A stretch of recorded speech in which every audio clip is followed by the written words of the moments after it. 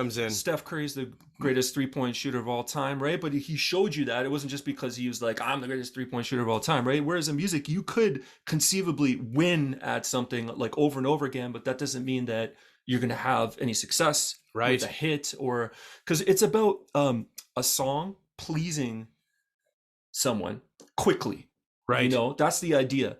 Even though we want to sometimes feel like we're above that or whatever, it's like that's the idea is you hear something, it becomes an earworm, and boom, you win. So the question to me is, have we reached an apogee? Hey, I go by knowledge, and I done tour the world. And the more I see, the more questions I got.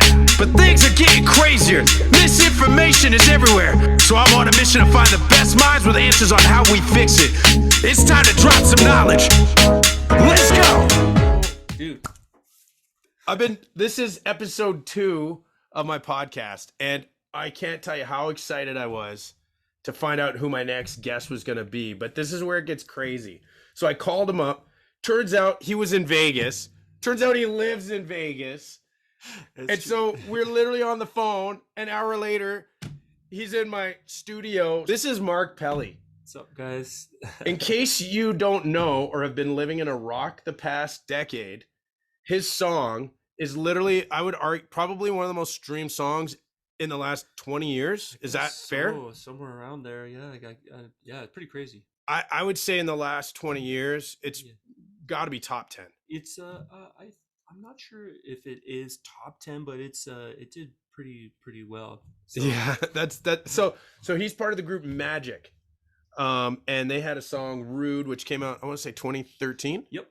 You're right. And I'll never forget it because it was an awesome song. Thanks, bro. And he's from Toronto like me, and I remember playing it.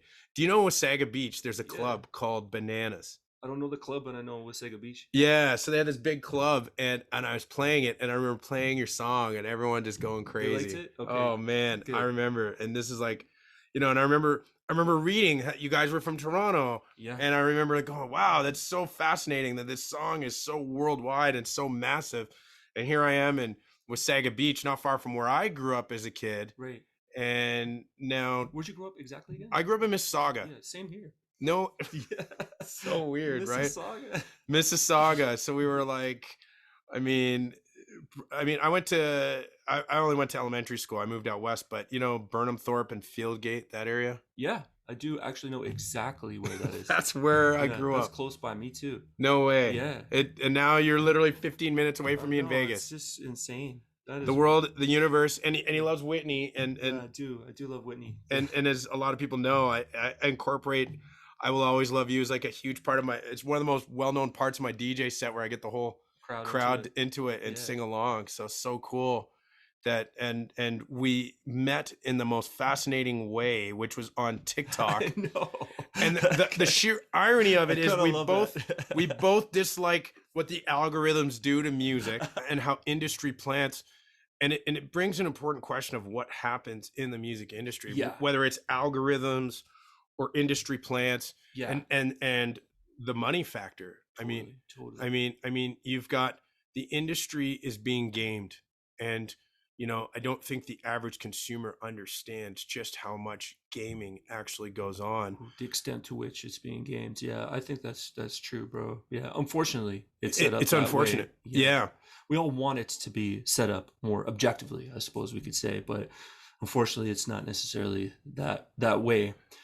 Right now. No, right now. And I mean, not to criticize how it was done previously either. And I'm not even suggesting that we overhaul it. I mean, I suppose. But I think we could. Maybe not overhaul, but maybe that's an opportunity. Positive change. Maybe there's an opportunity. Maybe there's a lane, because I think there's an opportunity, and I'll get to that. Yeah. And we can talk about it. But I want to know. So, I mean, despite all that, you've got a song with, I'm guessing, over 1 billion download streams, whatever it is. Yep. So you were able to overcome that. Where did that come from? Like how do you know? Walk me through. I guess did you start with music at a young age? Yeah. I started at a very young age singing and playing. I started like piano lessons at 6. Okay. I always sang, and my uncle is a professional guitar player, and my dad used to play guitar in an Italian wedding band too. He's a guitar player, although he didn't take it quite as seriously as my uncle. So I had like a lot of music around me. Okay. Basically when I was about 11, I started playing guitar too, and then by 13, I was pretty full entrenched in guitar. Okay. I got lucky too because my friend left a drum set in my basement in a band that we had started around that period of time as well. I guess that would be a year later. I think it was about 14 when I had the drum set there. So I practiced a lot of drums too, and I played, bass as well. So I kind of got lucky in terms of being able to, assimilate and absorb quite a bit of different music through the various instruments during that period of time. And right. I was also getting into production, and I was lucky with that too because I kind of got an early start. I started on 4 tracks, like when they were first around with the tape. First 4 tracks, and then I moved on to an ADAT, which is now antiquated recording. I remember. Do you remember the ADATs? And for anybody who doesn't know about it, literally it was VHS tapes, like slightly more beefed up VHS tapes, but you could actually put in a regular VHS tape and record onto that. Then from there, I went to I went to university for music too, but I did classical piano first year, and then I switched to jazz guitar, and I kind of just did a bunch of that stuff. I was really nerdy about it. I loved all that stuff. And, yeah, I mean, if anyone looks at your TikToks, they're amazing. Oh, bro, your TikToks are amazing. Mine are just all right. Well, I mean, the tragedy of it is it's what I talked about. It's like it's really hard to get recognized for talent. People are so obsessed with attention now. Yeah.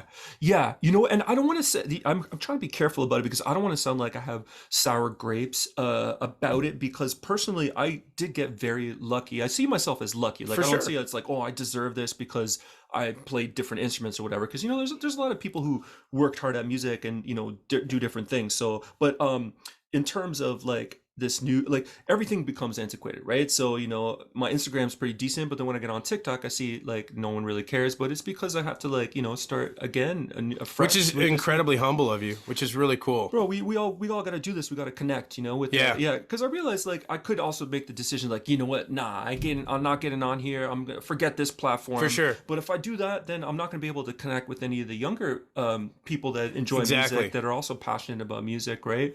So I see it's all as a great thing, and I do love the fact that at least anecdotally speaking, some people have seen organic outreach occur for their music.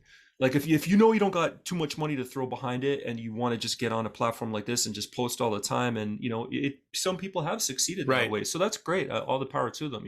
Right. And I mean, for me, I've always seen, like you said, it's you got to be careful not to look like you're this, you got this chip on your shoulder. Yeah. And I think so much of it just shows your attitude of it, just from wanting to engage in the conversation. And that's so important, right? And I think by doing that, we start that, and then we look at lanes. One of the things I like to combine business with music. Yeah. And I know that creates tension for some people. Some people dislike that, and some people take it too far. On both ends. I like it though. I like that. I think that's great that you do that. For sure. And for me, I always try to find windows of opportunity, right? So I look at places like I DJ right now. A big thing for me is combining country with electronic music. Well, hell yeah. Why not? And you know what? I love it. I was in Wichita, Kansas last week. We had a blast. There was like, between the 2 nights, over 2,000 people and going nuts. Great, and singing along and bringing people together. And I saw that as an opportunity. And some people be like, no, that's selling out. And my take on that is, if you truly love music, I truly want to connect people. That's my goal. Mm-hmm. And you can look at it as a chip on your shoulder because this is happening, or you can say, hey, maybe there's a window of opportunity here. Yeah. An idea came to me about 4 or 5 years ago, and it all had to do with, I found these Syrian activists and they were doing music. And I'll never forget it because they kind of made sort of headlines in the music world because the secret police was after them. So they had to like leave almost immediately. They lost all their musical instruments. So there's this funding drive to help them get instruments. And I remember I reached out to them and talked to them. I was like, how much are you guys charging for your music? They're like, nothing. We just want to put it out. Wow. And I thought, that's crazy. And I remember talking to a friend at the time. They're like, dude, I would pay for that music. Hell yeah. You know what I mean? And people would. Imagine we took artists that are talented here with an artist that was talented from the Ukraine. Imagine we found ways to communicate messages with people. So like, here's a way to grow artists in another country with what we're doing, and also turn it into a business, which some people would say that has negative connotations, but I would say let's call it an ethical business where, the artists, there is this mandate to make sure the artists get compensated fairly. They help other artists coming up. So we have this mandate. So, hey, a guy like you that's, say, a senior guy helps bring up a younger guy. So like a junior guy or girl. And we can mandate this from the beginning so that, hey, when you sign up with us, this is what you're signing up for. It's almost like a creed, right? And I think, all these things have been sort of swirling through my brain over years. And so I get angry sometimes, like you, with the algorithms and the industry plants, but then I remember that I've still become incredibly successful like you. What am I mad at? I toured with the Backstreet Boys. I toured with Mariah Carey, So great, bro. That's great. You know what I mean? Yeah. So and then by having these conversations, we can involve more and more people. Yeah, I think the reason why I started talking on the industry plants, at least from that platform, is because I saw other people talk about it, and it seemed like it was a bit of a point of contention that I felt like I could clarify. But I think this is one thing that becomes a little bit difficult from a philosophical perspective, and that's that there's really no absolutes even in this. Like, so for instance, although we can identify that industry plants are real, like for instance, in terms of if for anybody who doesn't know what we're talking about, let's clarify what an industry plant is. It's basically when you're purporting to have an artist have a homegrown approach, or that there's some sort of organic build there, but when in fact it's not really been the case, and it might have been sort of based more on financial spend and or nepotism. Like a lot of your favorite artists come from really wealthy backgrounds. Yeah, a lot of your favorite artists do come from really wealthy backgrounds, and or they've had wealthy investors come in, take a big piece of their earnings moving forward in order to make that substantial investment. That's another. Let's talk about that in a little bit. Yeah, because not everybody is wealthy, but at some point you would need to procure investment in order to push your thing forward. And I think a lot of the younger musicians and artists I see, even some of the ones that are doing relatively well, one thing that I don't want to say this though to make it pessimistic sounding or negative, but I don't think that they're fully aware that it's not really about like quality only, right? Like and we've really gone away from that. So we've gone away. So the science shows that. So the data shows. Every generation complains about the new generation's music, but it really has, from about 2010 to now, there really has been a degradement in the quality of music. And here's another curious statistic: for the first time ever, older music is being downloaded and listened to more than newer music. So, and you only need to look. I mean, the Backstreet Boys they're filling stadiums, man. Yeah, that's crazy. They're killing it. I mean, I'm sure you guys have years ahead of you, and look at the guys that hit on SoundCloud. I mean, do you remember Lil Pump? Yeah, Lil Pump. I'm surprised because I don't think anyone else remembers him anymore. I know Lil Pump. Yeah, you know what I mean. And it's the sad fact that these guys have such quick shelf lives now. You're hating on Lil Pump a bit, right? Well, I'm saying no, I get it though, because I feel people often bring him up as an example of like it's not great or whatever, right? But no, not to hate on him. No, I just think the reason I say that is because he achieved such a high pinnacle at one point. Yeah. And then do you remember the Island Boys about 7 or 8 months ago? Do you remember that? And those guys? Yeah. I mean, they really are being sold a dream based on, very poor metrics, very poor longevity. And that's what young people are culturalized, because they're obsessed with the attention versus, like you said, you went to piano school at 6. I know, my lady Amber, she started at a similar age. She's put enormous dedication.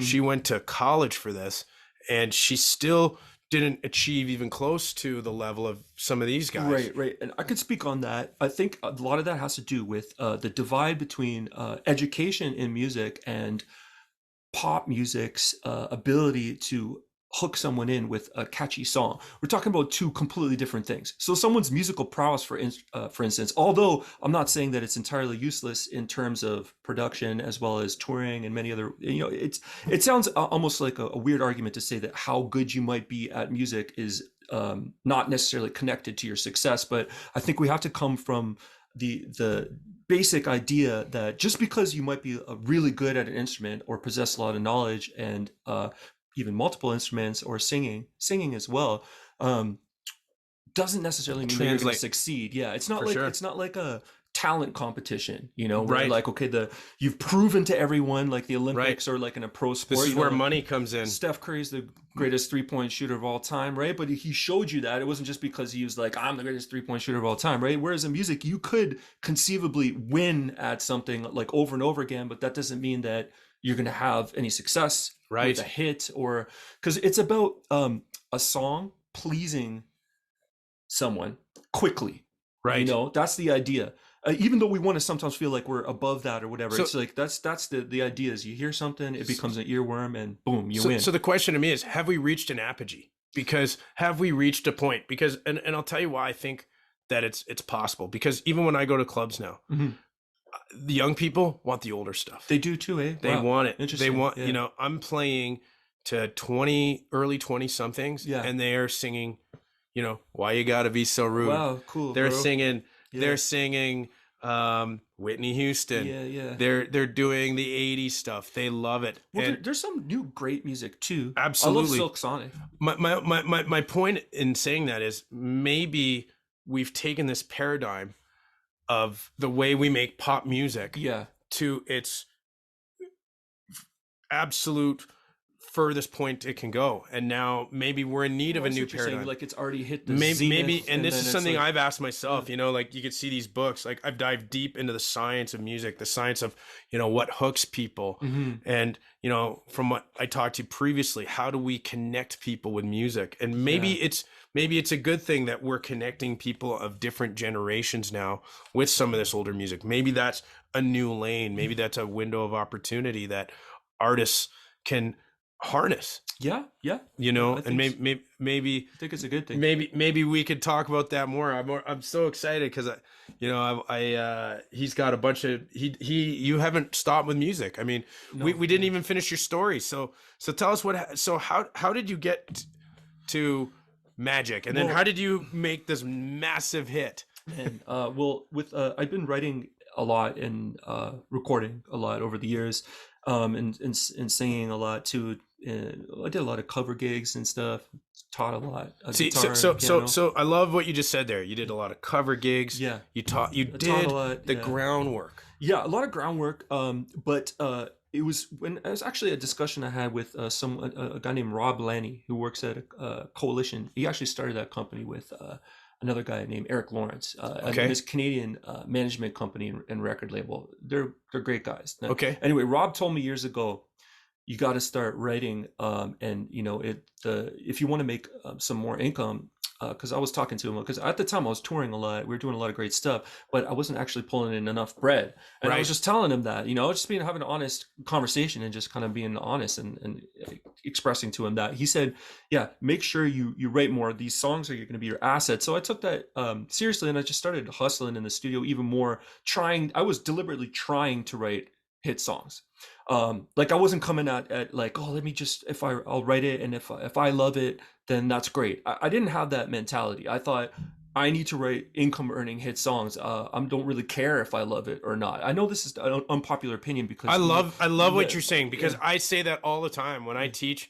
I just met a young guy and he loves tech house. Yeah. And I said, hey, look, do you want to make it and this guy's in mechanical engineering. He comes from an educated background. And I said, what's your goal? Is it to make it in tech house or is it to make it as a musician? He's like, I just want to make it as a musician primarily. I'm like, well, then you have to ask yourself, are you open to these possibilities? Yeah, totally. I think that's good that you're steering them in that direction. And I don't mean to imply that one shouldn't enjoy the music that they're making, and that's like some sort of prerequisite towards success, is that you make sure you dislike it. No, not at all. It's just when you're trying to write hit songs, sometimes you have to detach yourself from the subjective component of it, right? For sure. Although there's always going to be some subjectivity that plays into it. So anyway, I was hustling basically every day, writing in the studio constantly. I had a couple songs do well for me. I co-wrote a song that became a hit with Classified in Canada called Inner Ninja.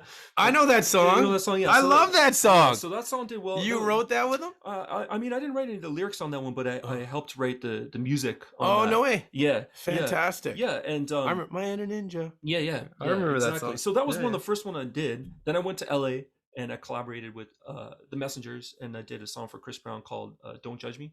No way. You're like, please don't judge me, and I won't judge you, cause it get ugly before it gets beautiful. That's wow. Yeah, so we did that one. So you can do your own top line too. Yeah, no, I did. Although on that one, I was also more on the musical end of it. As opposed to, I did a couple lyrics, but it was more on the musical end, and Nasri actually wrote more of the lyrics on that, and Adam did the production. So is Nasri like your partner? Like he? Well, he's in Magic with me, and he was a member. There's two people in the Messengers, him and Adam. Got it. Adam Messenger, yeah. Anyway, that was really great to collab on that. We did that together. That was one of my first big cut, with like an A-list artist. Then since then, I've had cuts with like Anthony Hamilton and Trey Songz and Marsha Ambrosius, J. Cole in 2000. Unbelievable. I did Kevin's Heart with T-, who's a really good friend of mine from Toronto area as well. He's a dope producer. So yeah, like luckily a lot of good things came together, writing a lot. Then more recently, I started a project called Gemini. Yes. Which is with my buddy JM. We kind of got a clever name because it's literally JM and I. Yeah. And so we've been putting out records with that. I'm starting another reggae project with my buddy Omar. Okay. Who is he was Pitbull's musical director for 10 years, and now he's fantastic writing. So yeah, so basically I'm a big Pitbull fan. Yeah, bro. I really admire his nice guy. his talent and his hustle and super great hustle. Yeah. I remember seeing him because I used to DJ on cruise ships in Miami, and I remember him coming up, and he did there was a rap song, Welcome to Atlanta, and then he did a version, Welcome to Miami. Yeah. And I think that was kind of his breakout in Miami. Yep. And then from there he signed on, I think it was TVT Records, and then he started jumping on and then he kind of experienced a lull in his career, and then he would get on other people's tracks. Yes. And that was brilliant. Yeah. Brilliant. And he would bootleg them. He would bootleg these tracks. And one of the guys, Charles Chavez, started Latium, who is Magic's former manager, is really instrumental in helping Pitbull with that process, jumping on those records and all that radio success that he had. That's right. Charles is really amazing with that. So I'm lucky he's still in my life too. And I work with him on a bunch of different things. So yeah, he's a G, man. So yeah, like I guess to some of the up and coming musicians out there, your team becomes really important. Absolutely. I know it's like self-evident. It's almost like, okay, wow, that's not really a great point, but it's true. Like if you really surround yourself with people who care about you and want to succeed. And you can't, people ask me for advice on what should I do. And I'm like, the first thing you should do is have the list of what not to do. Yeah. Those are literally, you get rid of the don'ts, and that's literally more than half the battle. Totally. If you've got talent and persistence and you get rid of those, people don't realize how costly these things are. Totally. And as I've gotten older, I've gotten pretty ruthless with eliminating that stuff and making it clear. And I got to say, man, the young generation, they're a lot better than I was when I was younger. About ridding themselves of toxicity and just the young guy I work with, he's a rapper, Outlook. Man, the kid is sharp, smart guy, doesn't drink much, doesn't party, he's focused. That's good. Really, really admire him. And, I see a lot of people from our generation that haven't really made, I find with DJs, honestly, I have a hard time relating. A lot of them really do have a chip on their shoulder, and they're not wanting to work with younger people. Oh, really? Okay. Yeah. I didn't know that. Yeah. And I find it honestly difficult to work with them sometimes because they're not really open Not so open to that. Yeah. So I love that you recognize the challenge, but you're not like closing people off. And I think that's the important thing. Don't ever close anybody off. Yeah. One of the best books I read is called Blue Ocean Strategy. And that book talks about the real path to success is as things grow, they get saturated. So the music industry. So what you really have to do is find a lane, you know, that synthesizes things. Like for me, I'm passionate about science. I'm passionate about, you know, important ideas. I'm passionate about the behind the scenes side of music. And that's kind of how we connected, because of your post about industry plants, and then how I connected it with the algorithm thing and all these things that happen behind the scenes. Totally. And you're in depth. And I literally didn't even know who you were. I was just like, this guy knows what he's talking about. And it was so cool to have these conversations. And now we're doing it in real life. I think you know, I think artists, young people you need to do clinics, man. Oh, bro, I appreciate that. I mean, I've done some of them actually. Yeah. Like some colleges and stuff and various places. Yeah. I'd like to do more. I enjoy that. I like talking to people. You know, I have to check myself sometimes though, because one thing I have noticed this, and I'm sure you probably run into this too. I do want to level with people. I want to give people the honesty. Me too. And it's hard sometimes. It can be an ugly business, right? And sometimes it's good for the young minds to actually just give them a little bit of delusional optimism. Yes, I know that sounds weird, but it's like I want to money on a positive note. No, you're bang on the money. Lay it down out as they're not ready for it. Yeah, they ain't ready for it, and also I sound like I'm being a chip very on like pessimistic, and I'm like jaded about this and that. Where I'm actually quite grateful for. I'm one of the lucky ones where my career has taken me in a good place, but because of seeing it from the inside, I've been able to sort of you know, firsthand empirically be able to see what's occurring. And that, I guess you could say, arguably has not been such a good thing in terms of it giving me some sort of delusional positive outlook about it. I realize it's set up not necessarily as we'd want it to be set up, but such is the case with so many things in life. You know, it's not just the music business that is arguably set up somewhat unfairly. Right. And even if we look back to previous generations, we want to think that the golden era was before, but it was very shady back then too. And it all has to do with the way it's structured is a very small percentage of people make the vast majority of the money. So a small percentage of people make the vast majority of the money. And also a lot of money is invested in the expansion of the artists. And also a lot of payola is utilized in order to get people where they got to be. And now it's in algorithms. It is in algorithms. And also it used to be in radio, but now it's in, there's a great documentary by Vice where they showed a guy, you know, the late Michael Williams. He actually did an episode where they showed just how sophisticated these guys are. Right. In creating these fake streams and fake plays and artificially inflating these artists. It's ugly. It's part of it. And I think well, I mean, a lot of people can sort of, I think, you know, realize that they can't help but attach something to the number. Like, for instance, if you go watch a YouTube video, right? For instance, you could be about to watch the best music video of all time, but if it says like 74 on it or something like that, or even like 128 or even 1,076 then you're like, views, you're gonna think, yo, this is not that good of a video. Exactly. So we don't want to think that we're judging it that way, and we want to say, oh, I don't care about the number, but of course you care about the number. You don't want something to come out and that's part of the problem. Flop, so the problem is we do care about the number. So YouTube puts it up, Instagram puts it up. Yeah. So my contention is, and this would be a whole other discussion, if they're going to put that number up, they have to guarantee that it's legitimate.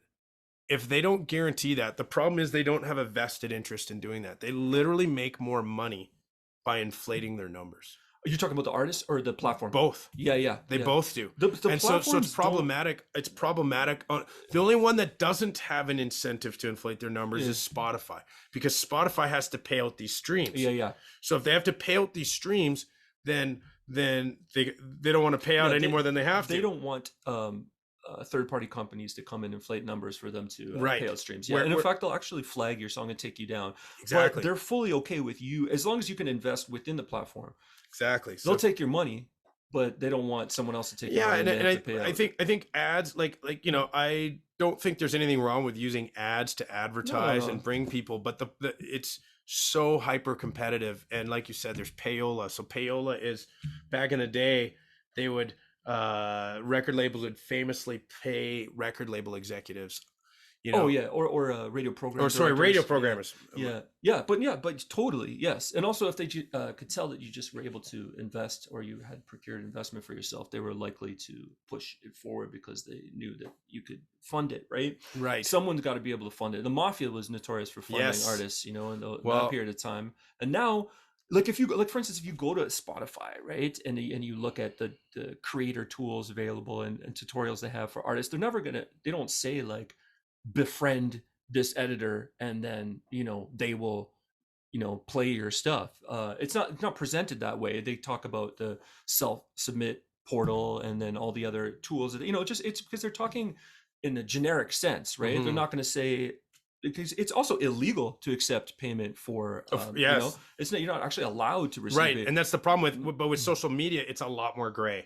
It's more gray, and also you can do it. I know this from experience, is that you do it in the form of favors, and also in gifts. Like you can take someone and their friends out for an expensive meal, and then you pay for it, and then they, you don't have to. It's not, you can't give them, here's like $5,000, and you give the person that that's a transactional service. That's illegal. But if you want to take care of them, take care of the bill, that's not illegal. I actually remember. It's interesting you say that. I was on my way to Ottawa from Toronto. A very good friend of mine who's very high up in the radio industry got a call from the head of Sony. Got it. Who literally was inviting him to Justin Timberlake's personal release party. Yeah, see, there you go. So they would, but that's cool. That's allowed all the time. Of course, that's allowed, and of course, this is not the only native to the music industry. All businesses run this lobby way. groups, these guys go golfing together, and they pay for each other's shit or whatever. All this is important for artists to understand. Yeah, this is where relationships are critical. It's all relationships. Everything that happens behind the scenes is. And it's unfortunate because some people are really good at playing the game, but for me, I'm kind of good sometimes at it. It's very, in the DJ world, it's very tribal. So you're either with said group or not. Got it. And so if you're not, it's either the Serato group or the Ableton group. I'm just joking. It's definitely generational. Oh. And what do you use, bro? I use Serato. Yeah, Serato. I use Ableton. I use Ableton for production. Sick. So Serato is what I use to DJ. So even that gets hate on now because if you're a laptop DJ now, you're not considered a real DJ. There's all kinds of these, I got introduced to my buddy Rocky Rock. You ever heard of Rocky Rock? Mm-mm. He was a Black Eyed Peas DJ. Okay. He's a really good friend of mine. No way. Yeah, he's super. I'm a huge fan of the Black Eyed Peas. I'm a huge will.i.am fan. Yeah, he's a brilliant guy, man. Oh, dude, for sure. Brilliant guy. But Rocky's my dude. He's no way. Yeah, he's so good, bro. I got it. You know what, man? There's this really cool conference happening in LA next month, man. So maybe we can hang out. Is it a DJ conference? Or? It's actually an author of a book. Oh, as you can see, I'm addicted to books, man. My goal is, I think the worst thing that's happening with social media and music now is great ideas. We have great solutions for the planet. We have real people making real action, and they're getting crowded out. Right. Because we're so obsessed with attention. Oh, totally. That anybody that can break through is seen as the winner. Right. As opposed to the best ideas, as opposed to the best music. So my crazy idea is, let's combine the best artists with the best thinkers and find a way. One of my future guests is going to be one of the top brain scientists on TikTok. Wow. Yeah, he has close to 1 million following on TikTok. Amazing. And he's a brain scientist from Stanford. He's a young guy. He's like in his early mid 20s. And so he's going to be a guest, and we're going to talk about the neurochemical properties of certain the certain neurochemical balances that happen in your brain as we experience music, as we experience it collectively, what happens inside the brain and what happens to us collectively. It's absolutely fascinating stuff. Really fascinating. And the crazy thing is, he used to rap in college. Nice. So what I told him, like, we're going to combine music with great thinking, and we really need to break through with some big ideas. And I think that's what my goal is with this podcast, is to get to even connect. Like, how cool would it be to connect you with them? Oh, You I'd know, love to connect with them. how cool would that be? That'd be great. You know what I mean? And so he's got this huge platform. You've got that huge platform. We need to move away from attention for the sake of attention. I agree with you, man. Yeah, I know this is sort of vanity numbers and just that brief moment of fame there with the I wish it's so fleeting and it's so toxic, and you see these gurus about, I don't know how into like I'm big into nutrition and brain supplements, and there's these gurus online and they just peddle the worst information, and they have these devoted followings bigger than professional, educated, academic scientists that are nutritionists. That's a tricky one too. Yeah, I mean, I'm no expert on that subject, but I feel like unfortunately the inconsistencies and misinformation is going to transcend just the music industry, and it's going to go essentially everywhere. Yeah. But it's also, we got to keep in mind, let's say, for all the platforms we have available, like whether you're on an Instagram reel or scrolling through TikTok, it's about engaging with the content. It's not actually about it being correct or not, I mean, we want it to be, of course, right? But that's the problem. It should be that's the problem, correct, right? Is that it's he who gets, like, the algorithms are faulted in that way. So let's say you're playing a piece and you make a mistake. You're going to get more attention because people are going to note that in the comments. Yeah. So the algorithm is going to say, oh, this is more worthy of engagement. Versus if you played versus someone who plays a better piece. I've noticed that as well. I feel bad sometimes, like talking about it, but like I see videos go viral of people playing an instrument and they might not even be good at the instrument, and it makes me get in my head about it. I'm like, well, how is this achieving any sort of virality if they're not even that good at it? But I realize too, and not to criticize or throw shade on any of the it's listeners. okay. I think it's okay to. It's okay, but you're at a level of talent where, and you're a positive guy. For me personally, if a guy like you criticized me, I would take that. Never criticize you. But I'd look at it constructively. I'd be like, thank you for the advice, yourself, right? bro. And also, I would never. But I'm careful because I just don't want to. Like, the thing is, some of the I feel like I've arrived at some conclusions, right? But some of the conclusions don't necessarily make people feel good. Like, because for instance, it's also like the audience themselves, and I mean this in the best possible way, though, is the problem. We can change things around, but still, it's going to people that also don't really understand. Right. Well, So I remember a time, right, when I started DJing, before I DJ'd. So I was a promoter, and I would bring in DJs, and I understood it, and a lot of people did. We might not have done it, but we appreciated the culture of it. Of course, yeah. And now the culture is around attention. The culture is around attention. So we need this paradigm where we shift it to admiring. Like, there's some fantastic books on these subjects of how the human brain responds, and there's this convergence of these modalities in your brain. So, like, your brain actually seeks status for a reason, because status is power, right? If there was a way on TikTok for people to know, you're Mark Pelli, you are part of Magic, which has one of the biggest, that's status. And that would let your TikToks rise much faster. But the whole paradigm of TikTok is you have to get attention somehow. Totally. And you can build it up somehow. And that's got some positives and it's got some negatives. Absolutely. There's positives too. So the key is, it's incumbent on us to find like-minded people where we can say, how do we take these factors and convert them into making things move check better? This out. Based on what you just said, I realized something. You can achieve virality by like dressing up in a monkey suit and like doing some crazy dance, right? Or you could be a hot girl and you're just looking sexy in front of the camera. And I'm not to hate on that. I'm just saying, like, that works, right? Yes. Or you could be technically really good at something and prove that you're good at it. And one of the reasons I realized that for musicians, especially musicians that are quite serious about it, why it might be difficult for them to succeed on the platform is because and this is why videos that do better are ones that are educational in nature, where you're talking about something, great, actually. Or the person feels seen when they're watching it, or it's just comedic, right? But if it's just you, like if you go on there and you just win at an instrument or whatever, what happens is it goes out to a bunch of people that feel competitive. right? It's like we want people to like our music, but actually other musicians out there don't want to like your music. They want you to like their music, right? So they're on this, they want to have value that they get from it. They're trying to learn, okay, how do I get my music to stream well on Spotify, or what do I got to do for this? That's why those videos do well, right? Not because our society now only cares about education in general, just that in this one, this facet, this thing right here, people want their thing to succeed, and therefore that's why I think those types of videos do better.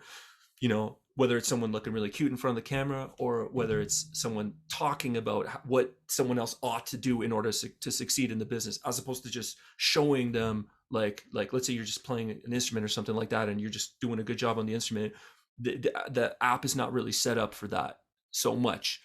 It can be, once again, but it's more like, oh yeah, no, you play too. You know, you play a little more, and then now it's your turn. You know what I mean? It's almost like, yeah, that kind of. There's the ability to grow. I think, for me, one of my, if I could toot my own horn for a second, I love participation. Yeah. When I do a show, when I DJ, my goal is to get people involved. Totally.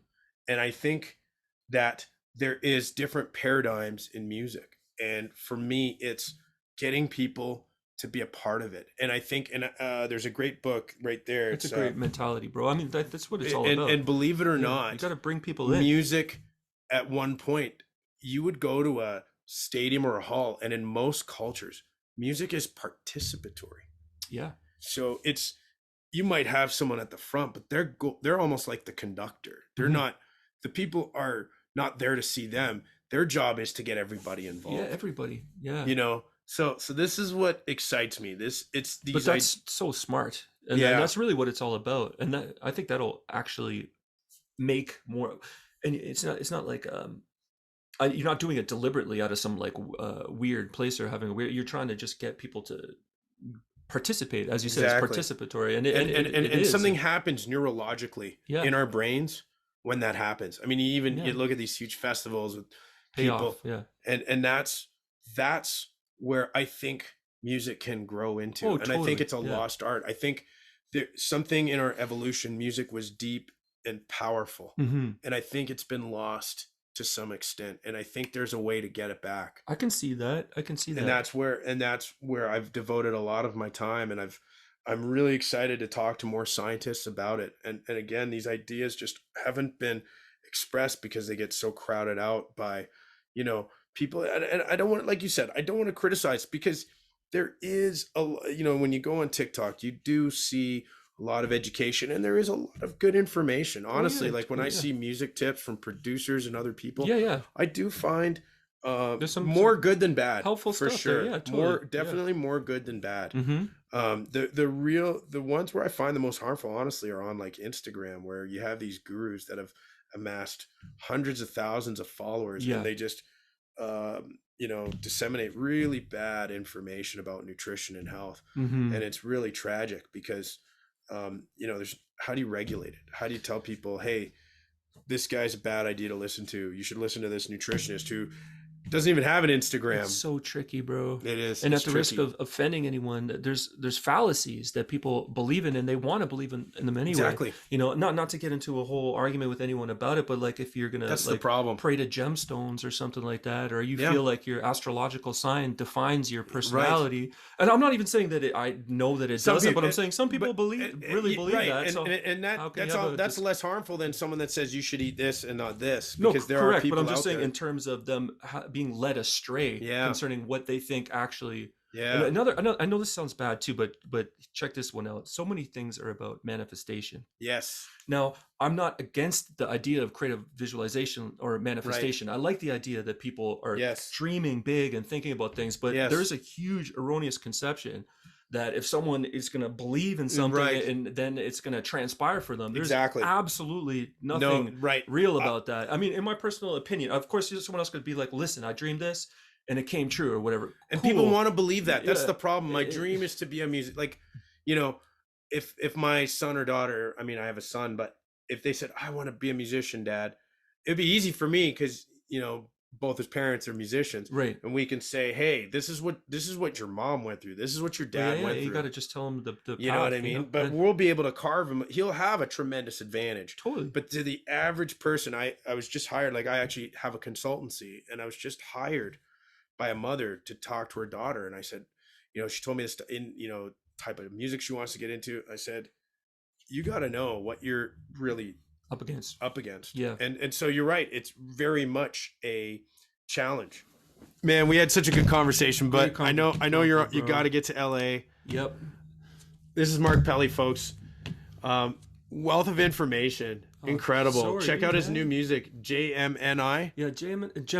Gemini. Spelled JMNI, and and I'm on Mark Pelli, just Pelli. Yep. Add him on Instagram, TikTok, and of course, as Magic, you've got. I mean, I'm sure you're still getting streams by the millions. I hope, man. If it stops, then that's not good, right? Yeah, right. So pleasure, man. We covered so much important stuff. Yeah, so cool. We'll do it another time, brother. We gotta. Yeah, we gotta. up. Okay, yeah. Dude, take care, man. Awesome.